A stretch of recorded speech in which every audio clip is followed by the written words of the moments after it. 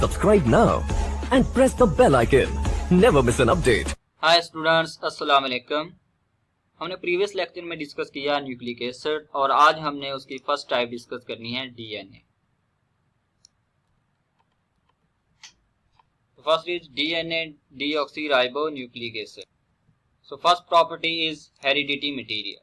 तो डीएनए जो है ये हेरिडिटी मटेरियल है। हेरिडिटी मटेरियल ऐसे मटेरियल को कहते हैं जो पेरेंट्स से ऑफस्प्रिंग तक करैक्टर ट्रांसफर करता है, यानी कि पेरेंट्स के जो करैक्टर हैं वो ऑफस्प्रिंग में जो ट्रांसफर होंगे वो हेरिडिटी मटेरियल करता है। तो वो कौन सा है? वो डीएनए है। वो डीएनए ही ट्रांसफर करता है।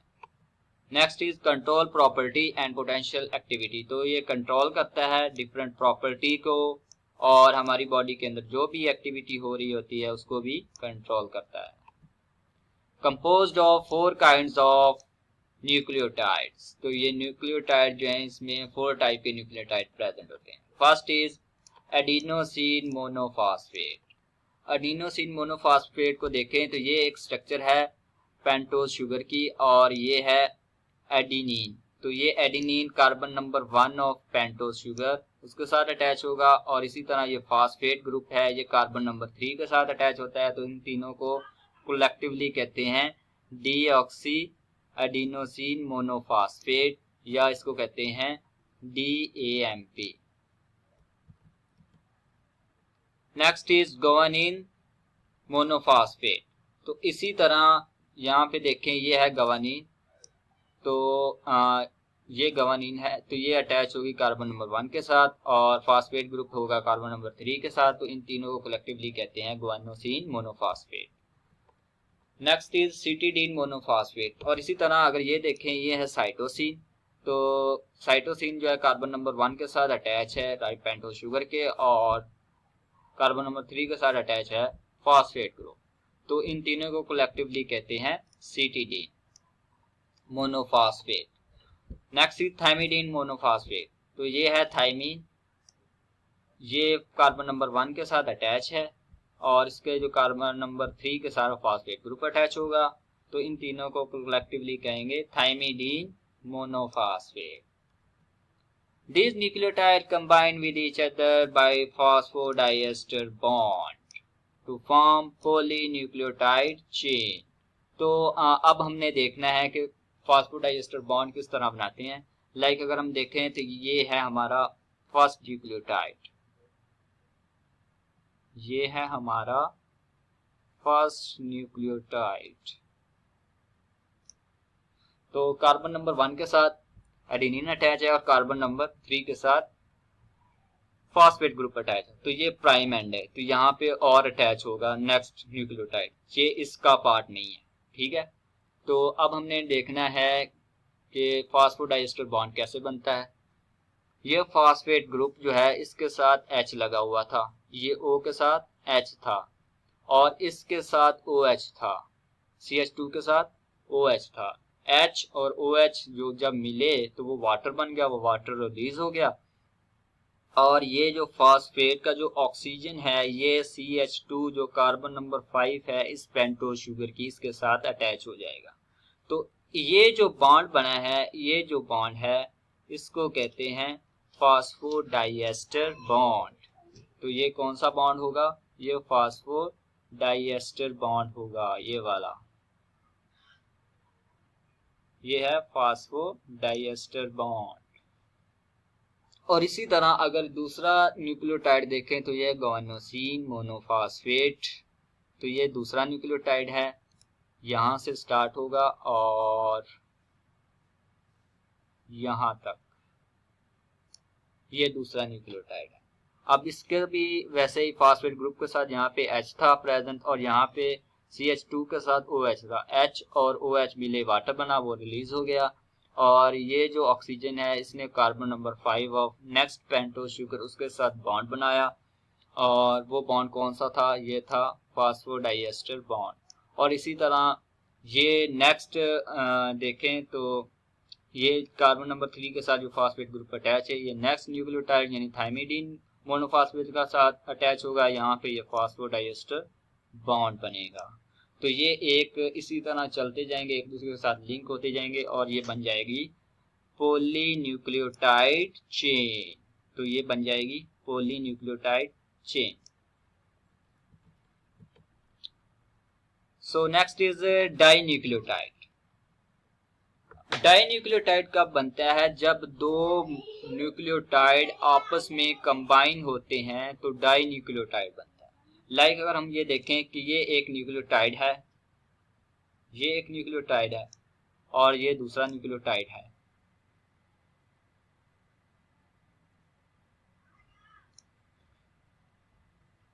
तो कार्बन नंबर 1 के साथ ये जो नाइट्रोजनस बेस है निकोटीन अमाइड जो कार्बन नंबर 1 के साथ अटैच है, और इसी तरह दूसरे न्यूक्लियोटाइड में देखें तो यहाँ भी पेंटोज शुगर प्रेजेंट है, राइबोज, तो इसमें भी जो एडिनिन जो है ये एक नाइट्रोजनस बेस है, वो भी कार्बन नंबर 1 के साथ अटैच है, ये कार्बन नंबर 1 है। अब ये एक दूसरे के साथ लिंक हो रहे हैं फॉस्फेट फॉस्फेट, तो ये एक बन जाता है डाई न्यूक्लियोटाइड। और इसी तरह ट्राई न्यूक्लियोटाइड है कि अगर 3 न्यूक्लियोटाइड जो है आपस में लिंक करेंगे तो वो बन जाता है ट्राई न्यूक्लियोटाइड। एग्जाम्पल अगर देखें तो NAD, तो हमने ये अभी डिस्कस किया है, is an example of dinucleotide, तो ये डाई न्यूक्लियोटाइड है। NAD क्या होता है? Nicotinamide adenine dinucleotide, ये इसका एब्रिविएशन है। Next is structure of DNA। तो फर्स्ट साइंटिस्ट जो था जिसने स्ट्रक्चर के बारे में डिस्कस किया वो था Erwin Chargaff. Provide the data about the ratio of different bases present in the molecules. तो इसने क्या बताया? इसने रेशियो बताई, नाइट्रोजनस बेस की रेशियो बताई, डिफरेंट बेसिस की रेशियो बताई। क्या रेशियो बताई? कि अगर लाइक अगर हम यहाँ देखें कि एडिनिन जो है वो बॉन्ड बनाता है थाइमीन के साथ। अब अगर मैन में देखें तो मैन में 30.9 है एडिनिन, और थाइमीन को देखें तो थाइमीन है 29.4। तो इन दोनों की वैल्यू जो है ये अप्रोक्सीमेटली सेम है, इक्वल है। तो यही कह रहा है कि जो भी नाइट्रोजनस बेस प्रेजेंट होगी उसके जो कंपोनेंट जिसके साथ उसने बॉन्ड बनाना है वो भी उतनी ही रेशियो में प्रेजेंट होगी। यानी कि हम ये कह सकते हैं जितनी एडिनिन प्रेजेंट होगी बॉडी में उतनी ही थाइमीन प्रेजेंट होगी, और इसी तरह जितनी गवानीन प्रेजेंट होगी उतनी ही साइटोसिन प्रेजेंट होगी। और इसी तरह अगर हम गवानीन की बात करें तो ह्यूमन बीइंग में 19.9 और साइटोसिन देखें 19.8, तो इन दोनों की भी वैल्यू अप्रोक्सीमेटली सेम ही है, इक्वल है। इसी तरह शीप में देखें तो 29.3 एडिनिन है और थाइमीन देखें तो 28.3, और इसी तरह अगर ग्वानिन की बात करें तो 21.4 एंड 21% जो है वो साइटोसिन प्रेजेंट है। इसी तरह वीट की बात करें 27.3 एंड 27.1, तो ये दोनों की वैल्यू ये ऑलमोस्ट इक्वल ही है। इसी तरह ग्वानिन 22.7 एंड 22.8, ये भी इक्वल हैं। यीस्ट में देखें 31.3 एंड 32.9, तो ये भी इक्वल ही समझे। और इसी तरह ग्वानिन को देखें तो 18.7 एंड 17.1, तो इनकी वैल्यू में भी इतना ज़्यादा डिफरेंस नहीं है। तो एर्विन चेरगॉफ ने यही कहा कि जितनी एडिनिन प्रेजेंट होगी उतनी ही थायमीन प्रेजेंट होगी, और जितनी साइटोसिन प्रेजेंट होगी उतनी ही ग्वानिन प्रेजेंट होगी। It suggested that adenine and thymine ratio is equal, and so guanine and cytosine ratio भी equal होगी। Next है Muris, Wilken and Rosalind Frankel used X-rays diffraction to determine the structure of DNA। तो X-ray जो किसने use किया? X-ray use किया Franklin ने और वेल्कन्स ने। इन दोनों ने जो साइंटिस्ट थे इन्होंने जो X-ray यूज की और डीएनए के स्ट्रक्चर को डिटरमिन किया। तो जो सबसे मोस्टली जो एप्लीकेबल है जो स्ट्रक्चर डीएनए की वो वाटसन और क्रिक मॉडल है। वाटसन और क्रिक मॉडल को बहुत ज़्यादा एक्यूरेट कहा जा रहा है। James Watson and Francis Crick give the model of DNA, तो उन्होंने डीएनए का मॉडल दिया। DNA composed of 2 polynucleotide strand. तो वाटसन और क्रिक मॉडल में क्या है कि इसमें 2 न्यूक्लियोटाइड पॉलीन्यूक्लियोटाइड चेन्स होती हैं, और डीएनए में जो ना 2 पॉलीन्यूक्लियोटाइड चेन प्रेजेंट होती है। अगर हम यहाँ पे इसका मॉडल डिस्कस करते हैं कि किस तरह इसकी फॉर्मेशन हुई, बिल्कुल वही, पहले तो पॉलीन्यूक्लियोटाइड चेन एक बनेगी इस तरफ और दूसरी न्यूक्लियोटाइड चेन इस तरफ बनेगी। लाइक अगर हम फर्स्ट देखें तो ये है थायमीन, ये एक न्यूक्लियोटाइड है थायमीन, हाँ ये वाली, ये थायमीन है। तो इसने अब अटैच होना है बिल्कुल सेम कि इसका जो 3 कार्बन के साथ फास्फेट ग्रुप अटैच है, इसने अटैच होना है पेंटोज शुगर ऑफ साइटोसिन, ये है साइटोसिन की पेंटोज शुगर। तो इसके जो 5वें नंबर पे जो कार्बन होगी उसके साथ OH था प्रेजेंट, तो उस OH को रिमूव करना है और अपने से H को रिमूव करना है। जब ये दोनों रिमूव हो जाएंगे तो फिर ये कार्बन और ऑक्सीजन आपस में बॉन्ड बनाएगी और इस बॉन्ड को फास्फोडाइएस्टर बॉन्ड कहते हैं। ये एक हो जाएगी पॉली न्यूक्लियोटाइड चेन, इसी तरह वो एक दूसरे के साथ अटैच होते जाएंगे। तो अब दूसरी तरफ दूसरा स्टैंड में देखें तो अगर हम ये देखें, ये एक न्यूक्लियोटाइड चेन है, ये एक पहला न्यूक्लियोटाइड है एडेनिन, यहाँ तक ये पहला न्यूक्लियोटाइड है। तो अगर हम यहाँ देखें कि इसके कार्बन नंबर 1 के साथ क्या अटैच है, फास्फेट ग्रुप एडेनिन अटैच है कार्बन नंबर 1 के साथ, और कार्बन नंबर 3 के साथ जो अटैच है वो है फास्फेट ग्रुप, ये फास्फेट ग्रुप, ये कार्बन नंबर 3 के साथ अटैच है। अब इसने ऊपर वाला जो भी कोई न्यूक्लियोटाइड आएगा वो यहाँ पे अटैच होगा। और इसी तरह अगर हम नीचे देखें तो इसकी जो कार्बन नंबर 5 है एडिनोसिन मोनोफास्फेट की, ये कार्बन नंबर 5 है, इसके साथ OH ग्रुप था। अब OH ग्रुप को रिलीज करना है इस गवानीन के फास्फेट ग्रुप जो पेंटोज शुगर के साथ अटैच है, ये पेंटोज शुगर है, ये फास्फेट ग्रुप है जो इसकी कार्बन नंबर 3 के साथ अटैच है। अब ये जो फास्फेट ग्रुप है इसने एडेनिन की जो पेंटोज शुगर है उसकी कार्बन नंबर 5 के साथ अटैच होना है। वो किस तरह अटैच होगा कि यहाँ पे जो OH प्रेजेंट था उसको रिमूव कर देगा और यहाँ इसके साथ जो H था उसको भी रिमूव कर देगा। जब H और OH मिलते हैं तो क्या बनता है, वाटर बनता है। जब H और OH मिलेंगे तो क्या बनेगा, वाटर बनेगा, वाटर बनेगा। अगर हम यहाँ पे वाटर ड्रा करें तो ये वाटर बन गया। अब ये रिलीज हो जाएगा तो फिर क्या बचेगा, ये ऑक्सीजन बचेगी और ये CH2 बचेगा। तो ये इजीली आपस में बॉन्ड बना लेंगे, तो ये बॉन्ड बन जाएगा और इस बॉन्ड को क्या कहते हैं, फास्फोडाइएस्टर बॉन्ड कहते हैं। अब ये इसी तरह अगर हम बात करें, ये कार्बन नंबर 5 है गवानीन की, ये कार्बन नंबर 5 है गवानीन की, तो इसने आगे फिर किसी और न्यूक्लियोटाइड के साथ अटैच होना है। और इसी तरह इधर देखें तो ये है कार्बन नंबर 3, यहाँ पे फास्फेट ग्रुप लगेगा यहाँ पे, तो ये किसी और न्यूक्लियोटाइड के साथ अटैच होगा, ये आगे किसी और न्यूक्लियोटाइड के साथ अटैच होगा और इसी तरह ये चलता जाएगा और पॉलीन्यूक्लियोटाइड चेन बन जाएगी। अब जो हमने बॉन्ड पढ़े थे, हाइड्रोजन बॉन्ड जो थायमीन और एडेनिन के दरमियान बनता है और साइटोसिन और गवानीन के दरमियान बनता है, तो वो ये वाले बॉन्ड हैं। ये जो डॉटेड लाइन आपको नजर आ रही है, ये वाली डॉटेड लाइन, तो ये जो बॉन्ड है ये थायमीन और एडेनिन के दरमियान है। और इसी तरह ये जो बॉन्ड हमने नजर आ रहे हैं ये है साइटोसिन और गवानीन के दरमियान। अब वो बॉन्ड बनेंगे कैसे, लाइक अगर हम ये देखें कि ये नाइट्रोजन है, एडेनिन के अंदर ये नाइट्रोजन है, अगर इधर देखें तो ये थायमीन है, थायमीन का जो H है ये प्रेजेंट है।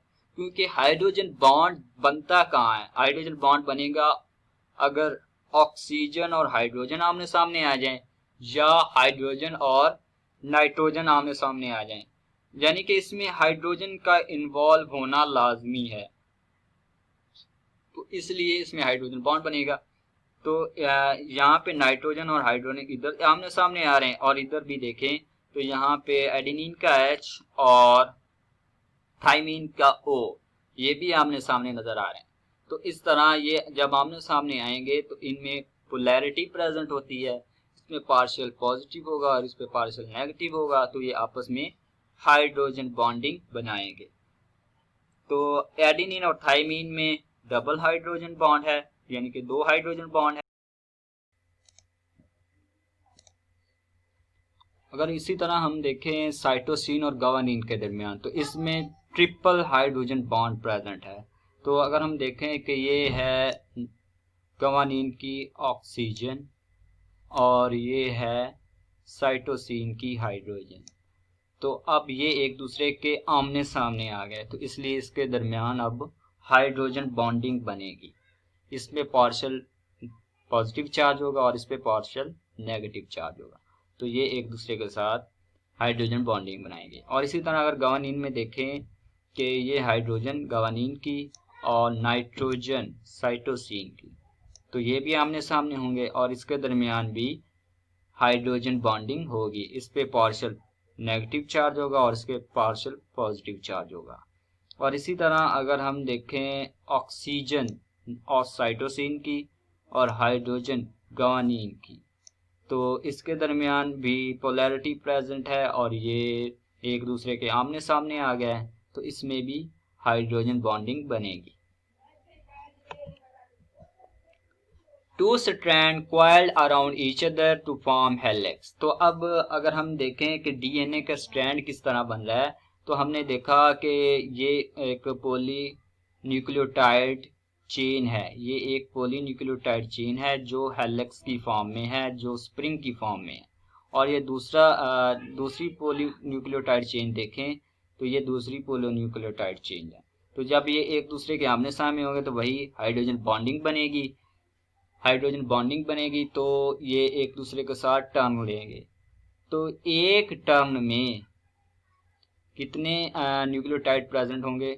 न्यूक्लियोटाइड पेयर होंगे 10 नाइट्रोजनस बेसिस वो प्रेजेंट होंगे। Coiling of 2 strand is opposite and antiparallel to each other. अगर हम यहाँ देखें कि ये है 3 प्राइम एंड, ये है 3 प्राइम एंड, और इसके जो ऑपोजिट देखें तो ये इसका 5 प्राइम एंड है दूसरी चेन का। और इसी तरह अगर हम नीचे देखें तो ये है 5 प्राइम एंड और ये होगा 3 प्राइम एंड, तो ये एंटी पैरेलल है। अगर एंटी पैरेलल ना हो तो फिर डीएनए की स्ट्रक्चर ही एग्जिस्ट नहीं कर सकती, क्योंकि फिर जो नाइट्रोजनस बेसिस हैं वो एक दूसरे के आमने सामने नहीं आएंगी और बॉन्डिंग भी नहीं प्रॉपर बनेगी। Weak hydrogen bond is present between strand. तो ये जो हाइड्रोजन बॉन्डिंग प्रेजेंट होती है ये वीक हाइड्रोजन बॉन्डिंग होती है और ये ब्रेक भी हो सकती है अगर इसकी जो कंडीशन है वो चेंज कर दी जाए। Adenine and thymine linked by 2 hydrogen bond. तो हमने पहले डिस्कस किया कि एडेनिन और थाइमिन के दरमियान कौन सा बॉन्ड होता है? डबल हाइड्रोजन बॉन्ड, यानी कि 2 हाइड्रोजन बॉन्ड बनते हैं। Guanine and cytosine linked by 3 hydrogen bond. तो इसी तरह अगर गवानीन और साइटोसिन में देखें तो उसमें ट्रिपल हाइड्रोजन बॉन्ड प्रेजेंट होता है। 2 strands wound around each other so that there are 10 base pairs present in each turn of about 34 angstrom unit। तो अगर हम देखें ये जो टर्न है ये वाला, इस एक टर्न में एक न्यूक्लियोटाइड चेन की बात कर रहे हैं, एक पॉलीन्यूक्लियोटाइड की चेन। तो इस एक चेन में कितने न्यूक्लियोटाइड प्रेजेंट होंगे, कितने बेस पेयर प्रेजेंट होंगे? 10। और इसी तरह इसमें भी 10। तो ये हो जाएंगे पेयर की फॉर्म में अगर करें तो फिर भी 10 ही बनते हैं। यानी कि ये पूरा टर्न देखें तो ये पूरा टर्न, तो इसमें 10 बेस पेयर प्रेजेंट है और इसका डायमीटर कितना है? वो है 34 एंगस्ट्रॉम। तो ये एक एंगस्ट्रॉम जो है ये एक यूनिट है जो मिलियन पार्ट ऑफ मिलीमीटर का है। यानी कि इसको हम इस तरह लिखते हैं 10 raised to power -10।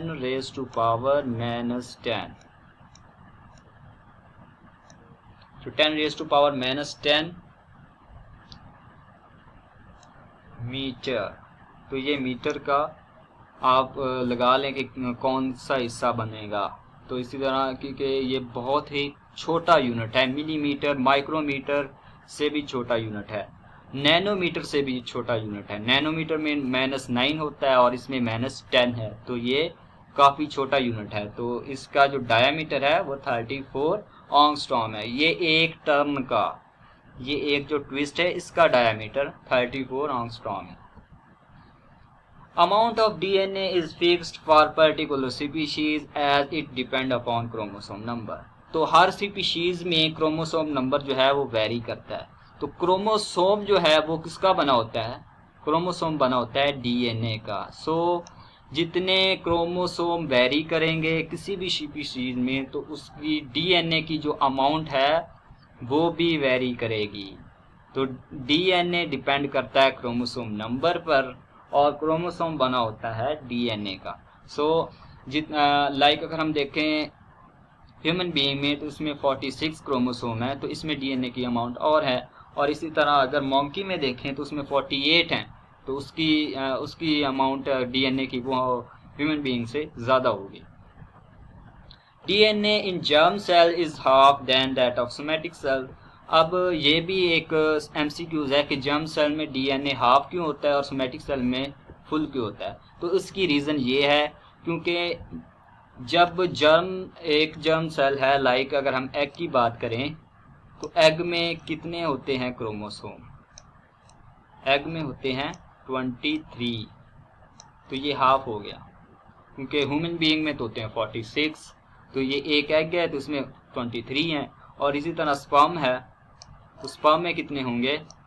स्पर्म में भी 23 होंगे, क्योंकि आगे जाके इन्होंने एक इंडिविजुअल बनाना है और इंडिविजुअल में 46 क्रोमोसोम पूरे करने हैं। तो इसलिए एग में भी 23 और स्पर्म में भी 23, तो ये आपस में मिलेंगे तो क्या बनेगा? जाइगोट बनेगा। तो जाइगोट में कितने होंगे?